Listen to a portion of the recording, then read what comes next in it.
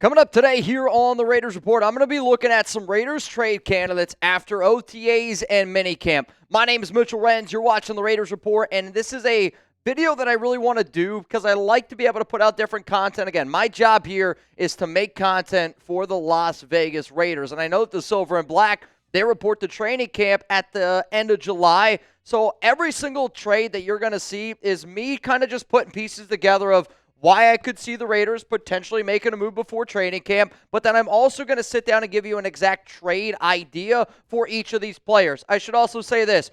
All players on this video, I would like to be able to keep here for the Silver and Black, but I'm going to paint a picture of why Pete Carroll and John Spytek could potentially move on from those guys. And I promise you this. If the Las Vegas Raiders make a trade, I'm going to go live. So make sure you're subscribed, make sure your notifications are turned on, and make sure that you guys join that Noti gang. I always love to give shout-outs to people that take time out of their day to make sure that I know that they're watching these videos because time is the most important thing that we got. So huge, huge shout-out to my guys like Just, Darren, Roger, Twinkie, and E.D. Amazing for hitting that sub button and turning on those notifications. Now, let's first get into the very first player here that we're going to be breaking down in terms of a potential trade candidate. And I'm not saying that there's trade rumors around Christian Wilkins right now. I am simply saying that if you were to tell me, Mitch, could Christian Wilkins be traded, I would say that there's at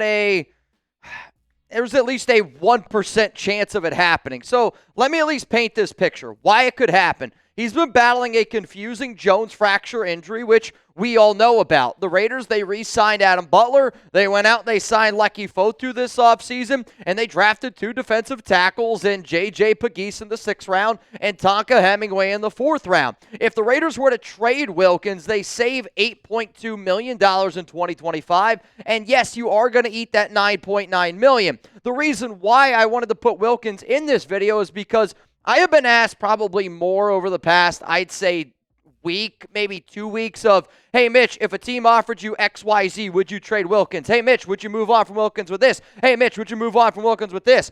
If he's 100% healthy, no, I'm not interested in trading Wilkins. To me, he was the player that I really wanted the Raiders to go out and get last season. I think winning in the trenches is what's important in the NFL. But if you were John Spytek and Pete Carroll, would you go, well, we didn't sign this guy? And I do think that, what Wilkins brings to the table is exactly what this organization would want. But my point is, you could say this regime didn't go out and sign Wilkins. They drafted some other replacements, and if they were legitimately concerned with the Jones fracture, maybe that's the reason why they're not putting out any information out there. Again, I would want to keep Wilkins, but the point of this video is to at least give you some ideas of a player who could potentially be traded before training camp. So here's the idea that I'm going to throw out there. You get Mazi Smith, a former first-round pick who's been a big-time bust with the Dallas Cowboys, but maybe if he's able to reunite or get united with Rob Leonard, he get the best version out of him. I would also want a 4th-round pick in 2026, and the Dallas Cowboys,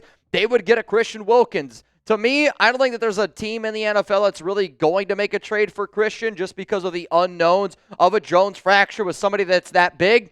But then again, if there's one guy that I think is crazy enough to do it, you could see a guy like Jerry Jones. But let me be clear, if Wilkins is healthy, I want way more than that trade that was just shown. So here's going to be your opportunity. You get to call the shots. Let's say knowing what you know right now around the Christian Wilkins injury. If a team tried to trade for him, would you do it? Type trade, type keep. My answer coming up after this YouTube ad break. I am team keep Christian Wilkins. I love how much fun he has. I know he's a player that's really well-liked in the locker room, and I believe if we have that goal of taking down the Kansas City Chiefs, becoming a playoff caliber team, becoming a Super Bowl caliber team, having a guy like Christian Wilkins, because he's not only important on the field, he's also such a great locker room guy as well. So I'm going to say keep on Wilkins. Let's go to the next name here, and it's going to be Tommy Eichenberg at linebacker. And I understand that some of these names are going to be people, again, you're going to be like, man, Mitch, why are we trying to trade away these players? Reminder, when you're talking about trade candidates, it takes 2 to tango. Nobody's going to be interested in guys that aren't going to get traded, right? You would probably just cut those dudes. For Tommy Eichenberg, the Raiders signed Elandon Roberts. They signed Devin White. They signed Germaine Pratt. They drafted Cody Lindenberg. And Eichenberg was not a part of the regime for Pete Carroll and John Spytek. I think Eichenberg is a solid player, 5th rounder out of Ohio State. But if the Las Vegas Raiders decide to move on from him, You save $960K. And the Raiders have already shown you this offseason that if they want to move on from a linebacker that this regime didn't draft, they're going to be willing to do it. They moved on from Amari Burney just a few weeks ago, and when you look at a lot of the reports that are coming out from minicamp right now, it sounds like Lindenberg has been the linebacker coming in after Elandon Roberts. He's been the guy given the green dot. I also know that Amari Gainer is very well liked and received in that, we'll call it, locker room, and he's doing a lot of the right things, and he also gives you a little bit more of that coverage ability. To me, when I look at what Germaine, Pratt, Elandon Roberts, and I look at a guy like Cody Lindenberg, what do they bring to the table? Those guys kind of bring exactly what Eichenberg's going to bring. Now, you could say that he's going to be a good special teams player, and I do think that Eichenberg would be a good special teams player. But if for a guy that was drafted in the 5th round, and if you don't even know if he's going to make the squad, that's the type of player I go, you know what? I at least want something, because I want something instead of getting absolutely nothing for him. So I look at all across the NFL. I asked a few of our chat sports guys as well, what team do you think right now has got one of the biggest needs at linebacker? One of the teams that I was told was the Buffalo Bills. So let's go with Buffalo. They get Eichenberg, and I think Eichenberg would fit in really well with Bills Mafia. The Las Vegas Raiders get a 7th-round pick in the 2026 NFL Draft. I got 2 more trade candidates and 2 more trade ideas coming up here in just a moment. But Mando, I absolutely love it because I sweat literally all the time. And there's at times where I walk out the door and I walk to work. I don't know how many people know that here at Chat Sports. And as soon as I start walking to work, I'm going, well, why the heck did I even shower? I've really noticed it on days where I use Mando and when I don't use Mando. And if you're just like me and you want to stop the instant sweat, then you definitely need to listen up right now. I have been struggling with the heat and humidity. I'm telling you, down here in Texas, it's rough. And I got some good news for a lot of the people out there that are maybe dealing with the same issues that I am. Mando has just launched something that takes sweat control to the next level. Introducing the Mando Deodorant Plus Sweat Control Solid Stick. It's double protection. Finally, you get the odor control you love with Mando plus powerful sweat control. So if you're like, Mitch, how do I get some Mando? Go to shopmando.com. That is shopmando.com. Please support the Raiders Report. Tell them that we sent you. Mando's got you covered with deodorant plus sweat control, so you can say goodbye to sweat stains and hello to long-lasting freshness. I should also mention that Mando's starter pack is perfect for new customers. It comes with a solid stick deodorant, cream tube deodorant, 2 free products of your choice. Think of it as like deodorant wipes and like a mini body wash, and free shipping. And as a special offer for our listeners, new customers get 20% off site-wide with our exclusive code.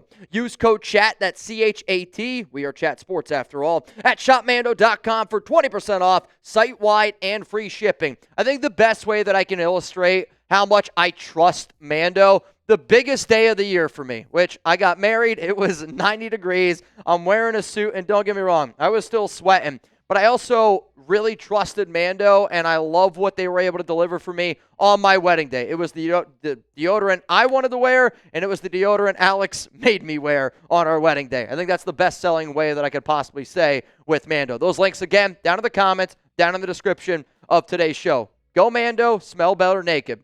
I had Ken confirm Chugs does smell better naked with Mando. Let's go to Dillon Parm here for our trade candidates, and I honestly wouldn't be surprised if Dillon Parham, if he saw me walking down the streets of Las Vegas, honestly just punched me straight in the throat because of how often I've been talking about moving on from him. And I got to make it clear, I don't want the Raiders to move on from Parham. Part of the reason why I do this show is to, again, just like outline possibilities. And I want Raiders fans to understand if Parham were to be traded, it shouldn't be like, oh wow, like that happened. It's, well, why did it happen? He's in the final year of his deal. He started for 3 seasons, and if you're the Raiders and you're not considering giving this guy a extension or trying to keep him around for the long term, you could potentially move on from a 3rd-round pick from a previous regime. The Raiders drafted 2 offensive linemen in round 3 in Caleb Rogers and Charles Grant. They go out and they sign Alex Kappa. It was the first move they did. They put him at right guard. They also started recently working out Thayer Munford at left guard, and there's been some rumors, I'll tell you that right now, of wondering could Thayer Munford actually be a better fit between Colton Miller and Jackson Powers-Johnson in this offense compared to Dillon Parm. Because I do think Dillon Parm versus Munford, Parm's the better player.